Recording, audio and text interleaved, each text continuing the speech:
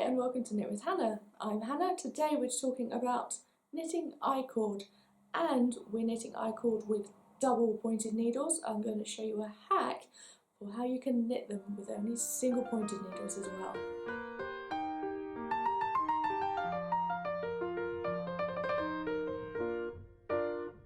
Hi and welcome to Knit with Hannah. I'm Hannah. I'm here with Knitting Natter to help you learn to knit the easy way. Right. Knitting I-cord is something that you can do with thin yarn if you have a French knitting doll. I have lots of French knitting videos. There's a whole playlist of French knitting videos if you want to go and find them. But if you're using thicker yarn, it can be really difficult to use a French knitting doll. I'm going to show you this today with double pointed needles, and I'm going to give you a hack on how you can actually use single pointed needles. Now, at the end, I'm going to give you an idea on how you can use this in a very Christmassy way and also a very eco-friendly way. Fancy knitting up some I-cord? Go for it. I'll help you work out how to use it over this Christmas season. Okay, I will see you at the end. Let's go straight into the tutorial. I have a lovely lot of yarn here ready to knit some I-cord. This is super chunky yarn, and this is 9mm needles. They match the yarn perfectly, and they are double pointed.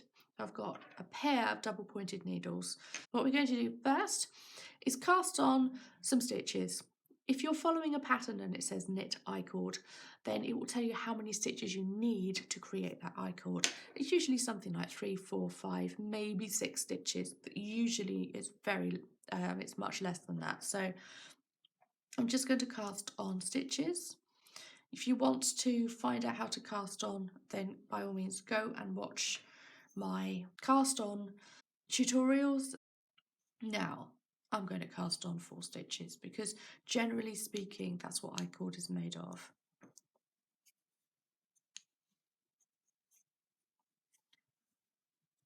There we go. So that's 4 stitches. So they're on the left hand needle, and now we start knitting. I'm going to knit 1, 2, 3, 4 stitches all the way along that needle, and then what I do is I push them to that end of the needle. So the yarn is actually coming from the left hand side of that row, and now we start knitting again. This is kind of counterintuitive because when we knit we usually want the yarn to be coming from this first stitch, but in I-cord making we don't.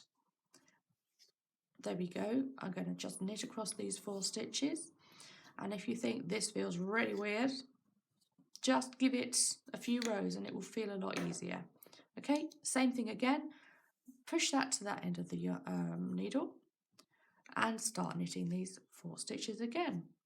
Just now in that first stitch, because we've already done 1 row, we can pull that yarn a little bit tighter so the stitches from one side of the row to the other actually feel like they're joined up. That's the back, and that looks like a stitch on the back because it is. So what do we do now? We push those stitches to the other end of the needle, and for this one I'm definitely going to pull that yarn a little bit tighter as I knit that first stitch.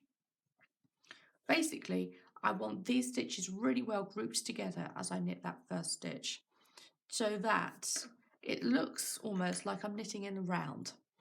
Those stitches, you won't be able to tell in a minute which one's the beginning of the row and which one's the end of the row. They'll all be joined up. It'll look like circular knitting. That's the idea with I-cord. 2, 3, 4. There you go. Push that to the other end of the needle. I'm going to sit here and do a few rows.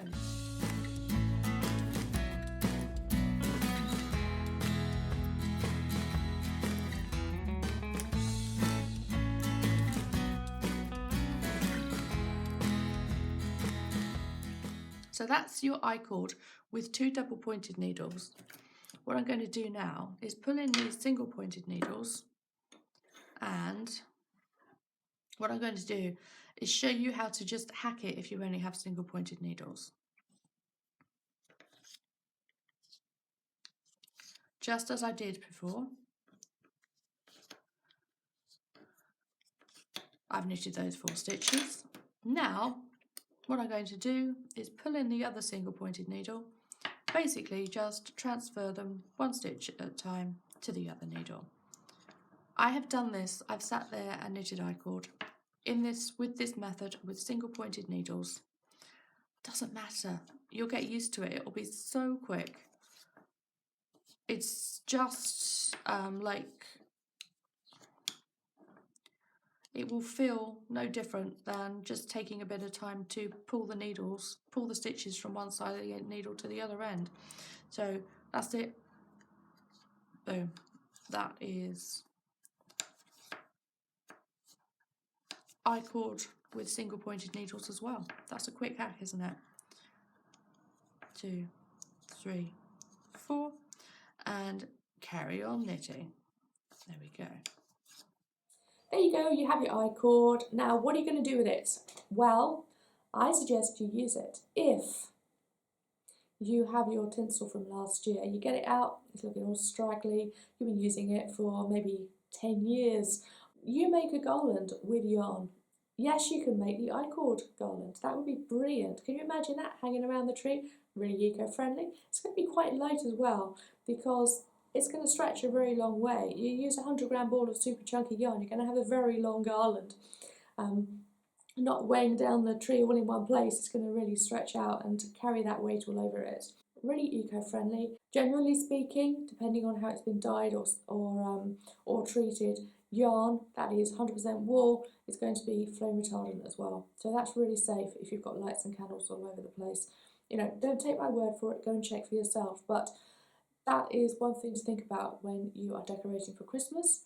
It's a really great idea. So yeah, make some eco-friendly, sustainable garlands and decorations for Christmas with your I-cord. Right, I'll see you again soon. Thanks so much for joining me. Enjoy your knitting and preparing for Christmas. I will see you again soon. Bye for now. Happy knitting.